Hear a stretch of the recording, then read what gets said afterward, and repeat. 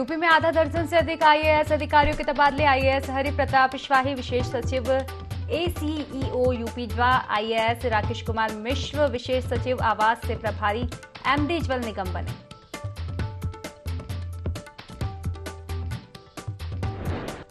लखनऊ दौरे पर केंद्रीय रक्षा मंत्री राजनाथ सिंह निराला नगर में ओपन जिम का अवलोकन करेंगे। आवासीय जन कल्याण समिति की बैठक में होंगे शामिल। 17 जुलाई को कई परियोजनाओं का करेंगे लोकार्पण और शिलान्यास।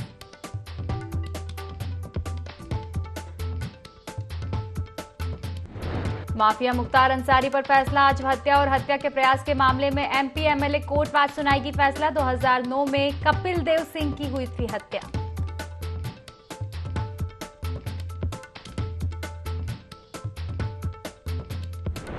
बाराबंकी के ट्रामा सेंटर में जल भराव, व्यवस्थाओं की खुली पोल, मरीजों के परिजन हो रहे परेशान।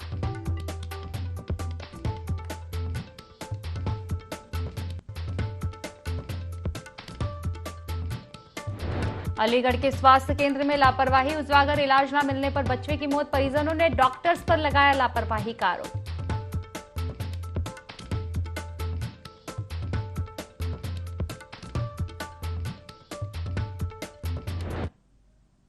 नमस्कार, IND24 देख रहे हैं आप और मैं हूं आपके साथ खुशी व्यास। पहले रुक करेंगे खास खबर को लखनऊ से। आपको बता दें वहां रक्षा मंत्री राजनाथ सिंह का 3 दिवसीय दौरा रहने वाला है। आपको बता दें कि आज शाम करीब 5:30 बजे लखनऊ पहुंचेंगे रक्षा मंत्री राजनाथ सिंह और इसके बाद निराला नगर में ओपन जिम का अवलोकन करेंगे। आवासीय जन कल्याण समिति की बैठक में भी शामिल होंगे। आपको बता दें कि 17 जुलाई को कई परियोजनाओं का लोकार्पण और शिलान्यास भी करने वाले हैं राजनाथ सिंह।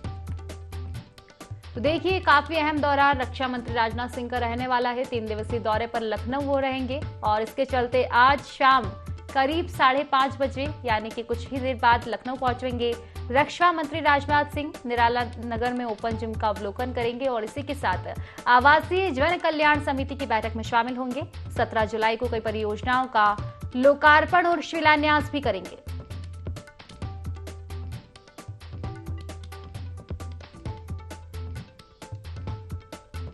चलिए विस्तार से जानकारी लेंगे। हमारे संवाददाता आसिफ हमारे साथ फोन लाइन पर जुड़ चुके हैं। आसिफ, रक्षा मंत्री राजनाथ सिंह लखनऊ पहुंच रहे हैं, 3 दिवसीय दौरे पर रहेंगे, क्या कुछ कार्यक्रम उनके?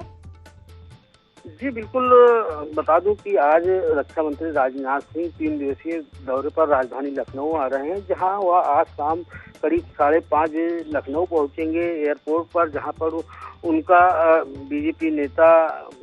कई बीजेपी नेता और कार्यकर्ता उनका स्वागत करेंगे और इसके बाद वह निराला नगर मोहल्ले पहुंचेंगे, जहां पर ओपन जिम का वह अवलोकन करेंगे और साथ ही साथ आवासीय जन कल्याण समिति की बैठक भी होनी है, जिसमें वह शामिल होंगे। और 17 जुलाई को रक्षा मंत्री राजनाथ सिंह कई परियोजनाओं का लोकार्पण और शिलान्यास करेंगे। यह बड़ी सौगात मिलने वाली है रक्षा मंत्री की तरफ से लोगों को, यूपी वालों को, और जिसकी तैयारी भी पूरी तरह से कर ली गई है। जी बिल्कुल, देखा जाए तो कोई बड़ी सौगातें लोगों को मिलेगी। फिलहाल शुक्रिया आपका तमाम जानकारी साझा करने के लिए आसिफ।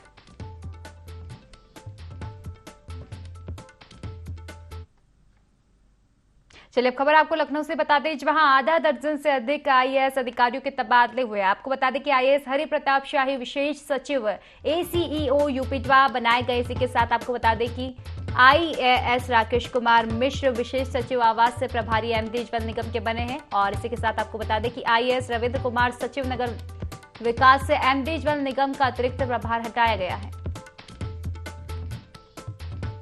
तो देखिए, बड़े परिवर्तन जो है राजधानी में देखे गए हैं। आधा दर्जन से अधिक आईएएस अधिकारियों के तबादले जो है किए गए हैं। तो देखिए, बड़े तबादले किए गए हैं आईएएस अधिकारियों के लखनऊ में, जिसके चलते आपको बता दें कि आईएएस हरि प्रताप शाही विशेष सचिव एसीईओ यूपीडा बनाए गए। इसी के साथ आईएएस राकेश कुमार मिश्र विशेष सचिव आवास से प्रभारी एमडी ज्वल निगम बनाए गए हैं। तो वहीं आईएएस रविंद्र कुमार सचिव नगर विकास से एमडी ज्वल निगम का अतिरिक्त प्रभार हटाया गया है।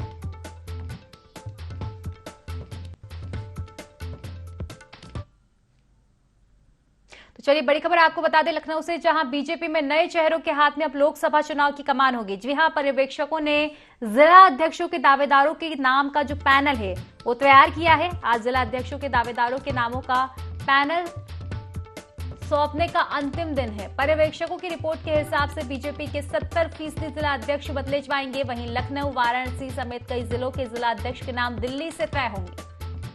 तो देखिए, लोकसभा चुनाव की तैयारी लगातार जारी है और इसके चलते बड़ी अपडेट हम आप तक पहुंचा रहे हैं। बीजेपी में नए चेहरों के हाथ में अब लोकसभा चुनाव की कमान होगी, क्योंकि पर्यवेक्षकों ने जिला अध्यक्षों के दावेदारों के नाम जो हैं तैयार किए हैं। आपको बता दें कि आज जिला अध्यक्षों के दावेदारों के नामों का पैनल सौंपने की अंतिम तिथि है, अंतिम दिन आज है। चलिए विस्तार से जानकारी लेंगे। हमारे साथ हमारे ब्यूरो चीफ विनय मिश्रा जुड़ चुके हैं फोन लाइन पर। विनय, देखा जाए तो अब लोकसभा चुनाव की तैयारी में बीजेपी लगातार जुटी हुई है, लेकिन नए चेहरों के हाथ में लोकसभा चुनाव की कमान होगी, ऐसा सामने आ रहा है अब। जी बिल्कुल, आज लास्ट डेट थी पर्यवेक्षकों की रिपोर्ट को सौंपने की और 70% अगर माना जाए तो पूरे यूपी में जो जिला अध्यक्ष बदल दिए जाएंगे। वजह है कि उनका परफॉर्मेंस जो है नगर पालिका चुनाव, नगर निगम में जो है अच्छा नहीं रहा है और विधानसभा सीटों में भी काफी सीटें जो है बीजेपी की कम हो गई हैं। उसी को लेकर के जो है ये सर्वे करवाया गया है। सर्वे रिपोर्ट भी जो है सौंप दी गई है। कुछ ऐसे जिले हैं, महत्वपूर्ण जिले हैं, वाराणसी के मेन है और अयोध्या है, उस तरीके से और भी जनपद हैं जहाँ पे जो है उसका निर्णय जो दिल्ली से होना है और आज तक की हो सकता है उसका निर्णय भी हो जाए कि वहाँ पे कौन जिला अध्यक्ष होगा, किसके हाथ में कमान सौंपी जाए। वजह है कि 2024 का चुनाव है, जो 80 सीटें हैं बीजेपी की, वो पूरी हासिल यहाँ पे करना चाह रही है। तो किसी भी कीमत में मजबूत ही दावेदारी वहाँ पे जिला अध्यक्ष देगी कि जिससे जो सांसद की सीट है वो 80 की 80 सीटें जो है पूरे उत्तर प्रदेश में निकल सके। बिल्कुल कहा जा सकता है विनय कि लोकसभा चुनाव को देखते हुए हर एंगल से बीजेपी अब तैयारी में जुटी हुई है। फिलहाल आप बने रहिए हमारे साथ, कुछ और भी जानकारी हम आपसे लेंगे।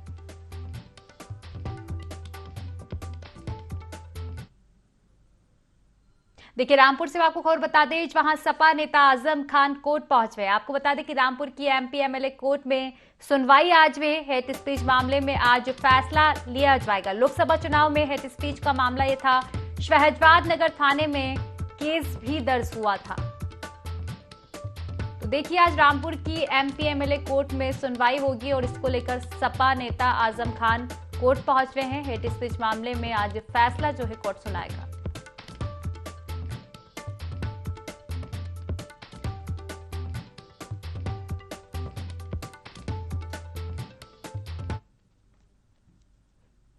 चलिए, खबर आपको लखनऊ से पहुंचवा रहे हैं, जहां बर्खास्त लेखपाल सुशील कुमार शुक्ला से वसूली हुई। आपको बता दें कि डीएम ने 30 करोड़ रुपए वसूलने के आदेश जारी किए हैं।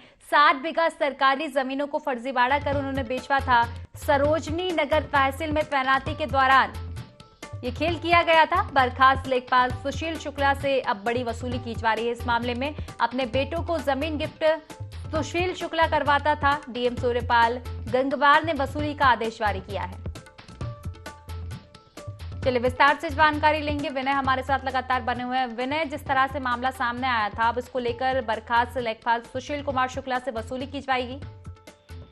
यहाँ पे आपको बता दूं कि बर्खास्त लेखपाल सुशील कुमार शुक्ला है, सरोजनी नगर तहसील में जब तैनात था तो इसने बहुत बड़ा फर्जीवाड़ा किया था। 60 बीघे जो सरकारी भूमि को जो है उसने बिक्री कर दिया था और उसकी बिक्री जो हुई थी वो लगभग 30 करोड़ रुपए के करीब में वो थी और 60 करोड़ रुपए की एक थी।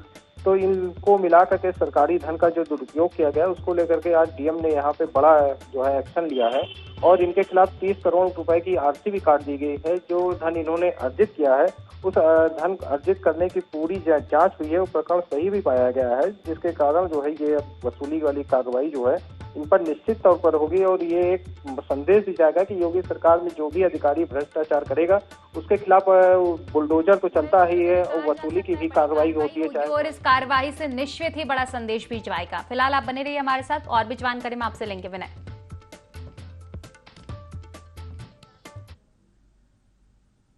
तो देखिए, बारिश के शुरू होते ही अव्यवस्थाओं की तस्वीरें सामने आने लगी है। बाराबंकी से हम आपको खबर बता रहे हैं, जहां ट्रामा सेंटर में जल भरा हुआ है। पानी से मरीजों को निकलना पड़ रहा है। जल भराव से मरीजों को काफी परेशानी हो रही है। तो देखिए, बाराबंकी से हम आपको पूरी खबर बता रहे हैं। ट्रामा सेंटर में जल भराव हुआ है, जिसके चलते मरीजों को परेशानियों का सामना करना पड़ रहा है। विनय हमारे साथ लगातार बने हुए। विनय, बारिश का देखा जाए तो अभी बारिश की शुरुआत ही है और ऐसे में इस तरह की तस्वीरें सामने आ रही है। चलिए, फिलहाल संपर्क हो नहीं पा रहा है विनय से हमारा। देखिए, ट्रामा सेंटर में जल भरा हुआ है। बाराबंकी के ट्रामा सेंटर में तस्वीरें भी सामने आई हैं, जिसमें आप देख सकते हैं कि मरीज के परिजन किस तरह से मरीज को पानी के बीच से निकाल रहे हैं। लापरवाही हम इसको कहेंगे विभाग के, जिम्मेदार विभाग की, किस तरह की तस्वीरें जो है सामने आ रही है।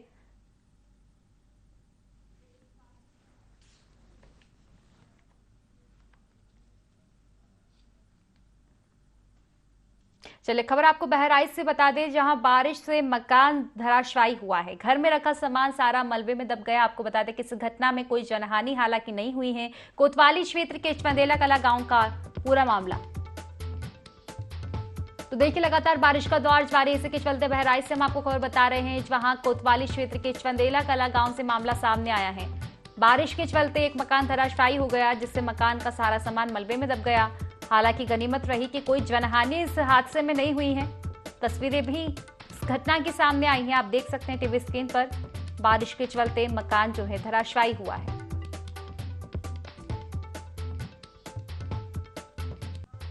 हालांकि गनीमत यह रही कि कोई जनहानि इस हादसे में नहीं हुई है, लेकिन मकान का जो सामान था सारा सामान मलबे में दबकर खराब हो गया है।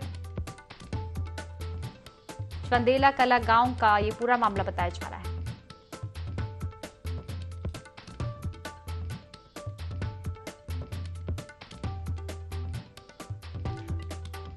तो देखिए बहराइच से हम आपको पूरी खबर बता रहे हैं। चंदेला कला गांव से ये घटना सामने आई है। बारिश का दौर लगातार जारी है, लोगों को काफी परेशानियों का सामना करना पड़ रहा है और कुछ इसी कड़ी में चंदेला कला गांव से ये घटना सामने आई, जहां बारिश के चलते एक मकान धराशायी हो गया।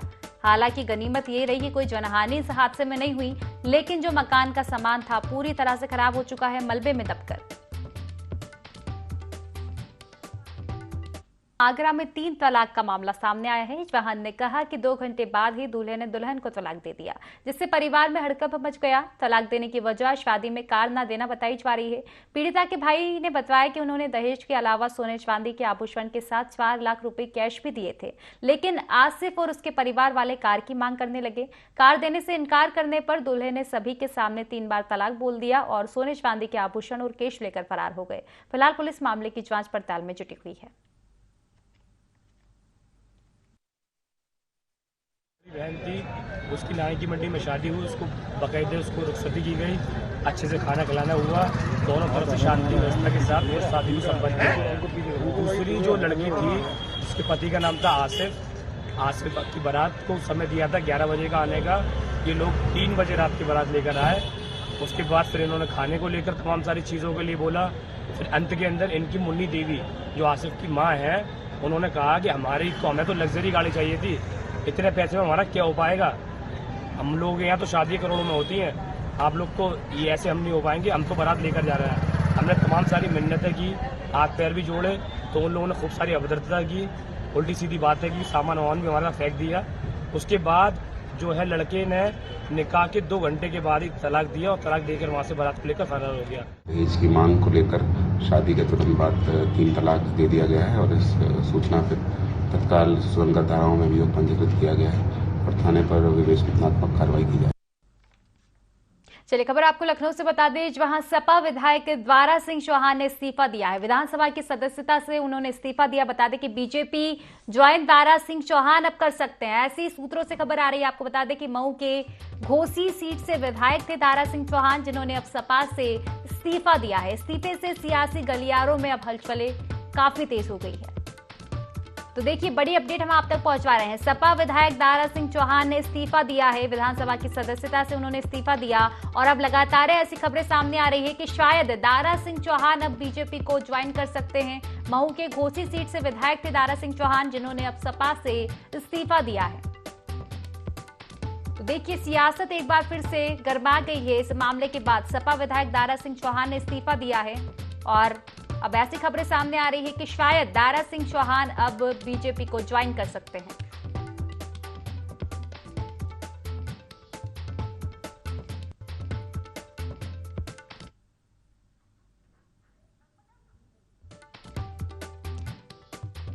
तो देखिए दारा सिंह चौहान ने इस्तीफा दिया है और इस्तीफे के बाद से लगातार सियासत जो है गर्मा गई है, क्योंकि अब ऐसे सूत्रों के हवाले से खबर सामने आ रही है कि शायद दारा सिंह चौहान बीजेपी को ज्वाइन कर सकते हैं। चलिए खबरों में आगे बढ़ेंगे, जहां मैनपुरी के चिकित्सा विभाग का तुगलकी फरमान खूब वायरल हो रहा है, जिसमें सीएमएस मदन लाल ने सभी स्वास्थ्य अधिकारी कर्मचारियों को पत्रकारों से दूरी बनाने को लेकर निर्देश दिए। मीडिया कर्मियों से बातचीत न करने और उनके साथ न बैठने को लेकर नोटिस भी जारी हुआ है। ऐसा न होने पर कठोर कार्यवाही की जाएगी, ऐसा कहा गया है। पत्रकारों को जानकारी लेने के लिए अधो हस्ताक्षरी से अनुमति लेनी होगी। हाल ही में कुछ मामलों को लेकर स्वास्थ्य विभाग की खूब किरकिरी हुई है, जिसके बाद यह फरमान जारी किया गया है। स्वास्थ्य विभाग अपनी कमियां छिपाने में लगातार लगा हुआ है।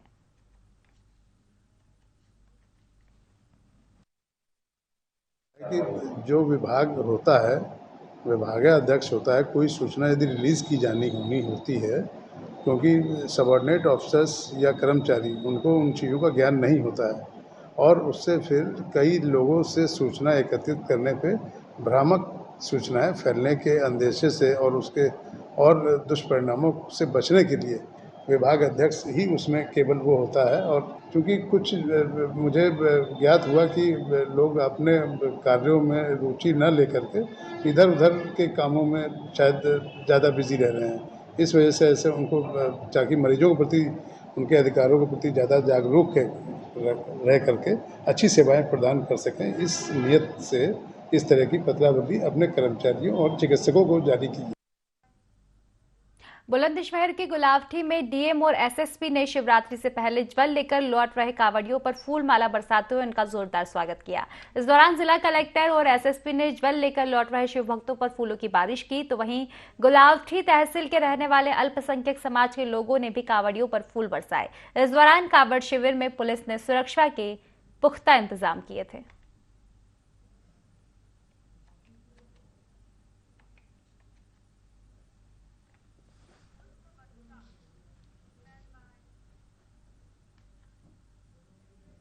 कांवड़ मेले के इस पावन अवसर पर हरिद्वार से ज्वल उठवाकर शिव भक्तों का रेला अपने अपने गंतव्य की ओर बढ़ रहा है, जिसके तहत प्रदेश के मुजफ्फरनगर से भी लाखों कांवड़िया प्रतिदिन गुजर रहे हैं, जिनके स्वागत के लिए पुलिस प्रशासन ने भी कांवड़ियों पर पुष्पों की वर्षा कर उनका उत्साहवर्धन किया।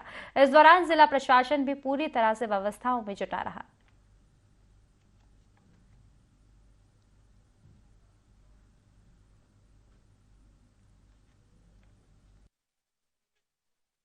उठाकर देश के विभिन्न हिस्सों में कांवड़िए जाते हैं। मुजफ्फरनगर एक बहुत बड़ा आस्था का केंद्र है और लगभग सभी कांवड़िए मुजफ्फरनगर होकर ही निकलते हैं। कांवड़ियों को किसी भी प्रकार की कोई असुविधा ना हो, इसके लिए मुजफ्फरनगर पुलिस और प्रशासन पूरी तरह से मुस्तैद है। और जो कांवड़िए लीटर्स, जो सैकड़ों लीटर जल अपने कंधे पर लेके चल रहे हैं, उनके उत्साहवर्धन और उनके स्वागत के लिए मुजफ्फरनगर पुलिस द्वारा उन पर पुष्प वर्षा की गई है, जो एक सौहार्द और सद्भावना का प्रतीक है। और अगले आगामी दिनों के लिए भी पुलिस और प्रशासन पूरी तरह से तैयार है। झांसी के नवाबाद थाना क्षेत्र से हैरान करने वाला मामला सामने आया है, जहां एक महिला ने लिव इन पार्टनर पर शारीरिक शोषण का आरोप लगाया है। बता दें कि महिला साल 2013 में पति की मृत्यु के बाद झांसी आकर किराए से रहने लगी थी। उसका आरोप है कि मकान मालिक के लड़के ने शादी का झांसा देकर लिव इन रिलेशनशिप में रहते हुए उसका 9 साल तक शारीरिक शोषण किया और अब युवक ने दूसरी शादी कर ली। पीड़िता का आरोप है कि उसकी बच्ची के साथ भी युवक ने अनैतिक कार्य किया। फिलहाल पीड़िता ने एसएसपी कार्यालय पहुंचकर आरोपी के खिलाफ कार्रवाई की मांग की है।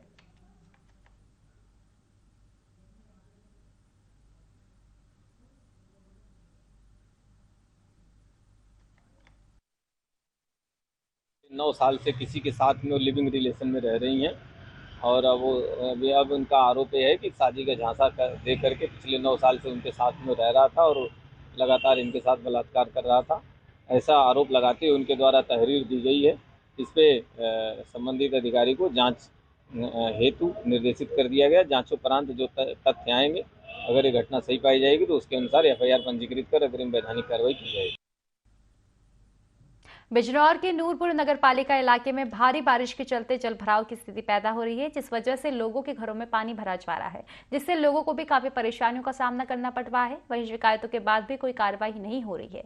इस दौरान हाईवे पर हो रहे जलभराव के बीच से ही कांवड़ यात्री भी अपनी कांवड़ लेकर गुजर रहे हैं, जिस वजह से उन्हें भारी परेशानियों का सामना करना पड़ रहा है।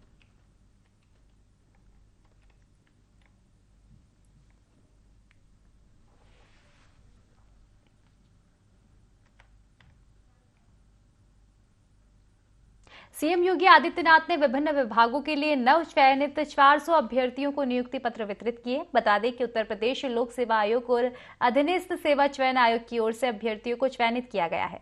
मौके पर सीएम योगी आदित्यनाथ ने कहा कि प्रदेश में अब नियुक्तियां योग्यता के आधार पर हो रही है। 6 लाख नियुक्तियों में कहीं भी नियुक्ति की प्रक्रिया में कोई भी प्रश्न खड़ा नहीं कर पाया है। साथ ही उन्होंने कहा कि 1.5 साल में 55,000 से अधिक युवाओं को नियुक्ति पत्र वितरित करने का कार्य प्रदेश में हुआ है। वहीं पिछले 6 सालों में 6 लाख शासकीय नियुक्तियां भी की गई है।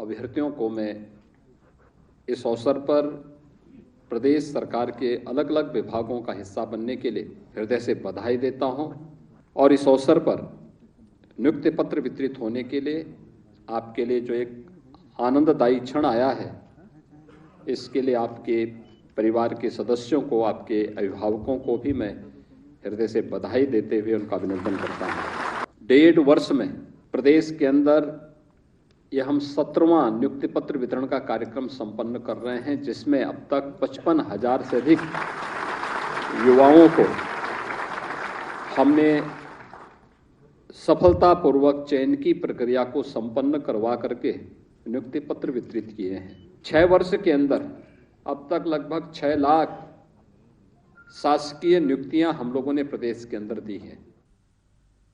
खबर आपको मुरादाबाद से बता दें, वहां रामगंगा नदी का जल स्तर बढ़ा है। जान जोखिम में डालकर युवा रेलवे ट्रैक से नदी में छलांग लगा रहे हैं। आपको बता दें कि जिला प्रशासन लगातार अपील कर रहा है। अपील के बाद भी स्टंटबाज युवा नहीं मान रहे हैं। मुरादाबाद के कदघर थाना क्षेत्र का पूरा मामला हम आपको बता रहे हैं।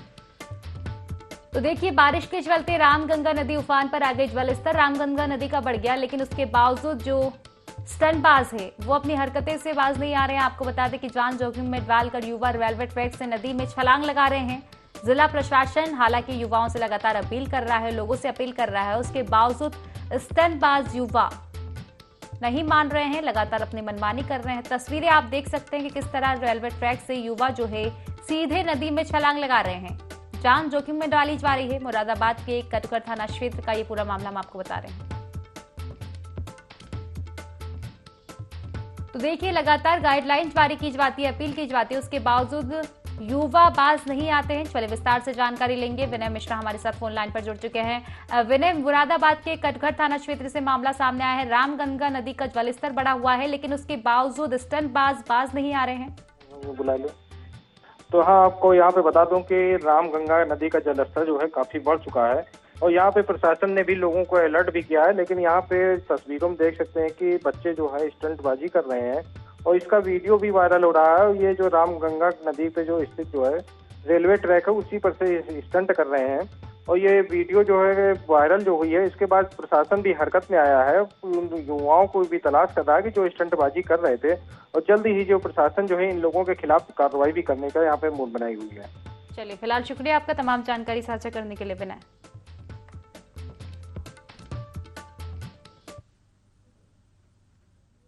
चलिए, उन्नाव से वो खबर बता दी जहां नकली पुलिसकर्मी को पुलिस ने गिरफ्तार किया है। मजदूरी करने वाला युवक जो है नकली पुलिसकर्मी बना था। आपको बता दें कि कोतवाली पुलिस ने गिरफ्तार किया है युवक को। हसनगंज कोतवाली पुलिस ने युवक के खिलाफ मामला भी दर्ज किया है। तो देखिए, एक मजदूर जो है नकली पुलिसकर्मी बन गया था, उसको अब असली पुलिस ने गिरफ्तार कर लिया है। मजदूरी करने वाले युवक जो कि नकली पुलिसकर्मी बना था, उसको गिरफ्तार किया गया है। हसनगंज कोतवाली पुलिस ने युवक के खिलाफ मुकदमा भी दर्ज किया है।